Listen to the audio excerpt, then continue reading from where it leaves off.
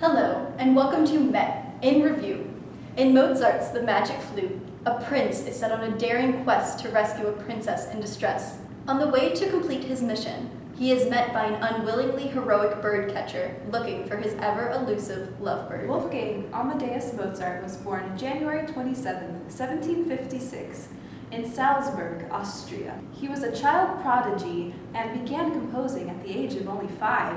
One of his most popular works is The Magic Flute, which was first performed on September 30th, 1791, in Vienna, specifically in Schikaneder's theater. Since Schikaneder was a great friend of Mozart, this opera is in the form of a singspiel, which includes both singing and spoken dialogue. The main hero of this tale is Tamino, and in the Metropolitan Opera's 2006 version, Tamino is sung by Matthew Polenzini. Although Matthew Polenzini has a very pure and clear voice, with a nice vibrato, there is nothing very striking or special about his voice. His acting was definitely better than his singing. I concur with you, Miss Stacer. Mozart's leading lady, Pamina, was played by Yin Huang. Yin Huang had a beautiful soprano voice, which really took command of the stage. It was a nice, warm voice with a good, even vibrato. And her acting was really good. She seemed way more interested in Tamino than Tamino did in her. She was more into the performance than Tamino was, which really deteriorated the love story.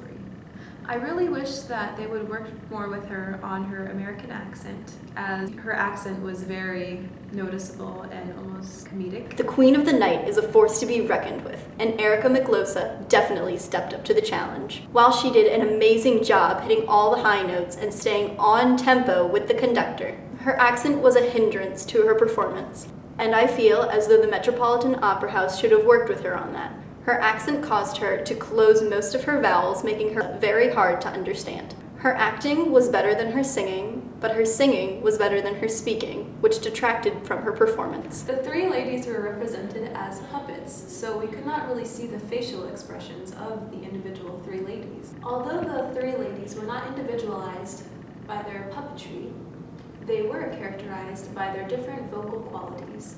The first lady was obviously the strongest, as she is the leader of the group.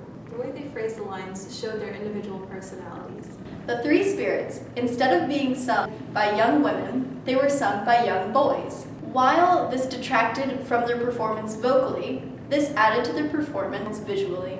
Vocally, the three spirits were not strong, and they got off pitch often. However, an added factor to their being so young was their ability to move well. They were carried in on shoulders of stage crew members who were dressed all in black, which added to the surreal effect of being on stage. Nathan Gunn, who played Papageno, completely stole the show. His voice was very warm and rich and completely theatrical, which was appropriate for his character. He executed his role perfectly as a comedic character in this opera. I do wish that he would have hammed it up a little bit more in the beginning, but he got into it as the show went on. The role of Zarostro was sung by René Pape. Pape had a strong, rich, and warm voice. His speaking voice was not as strong as his singing voice, partially due to his lisp. Looking past that, his acting greatly made up for that aspect.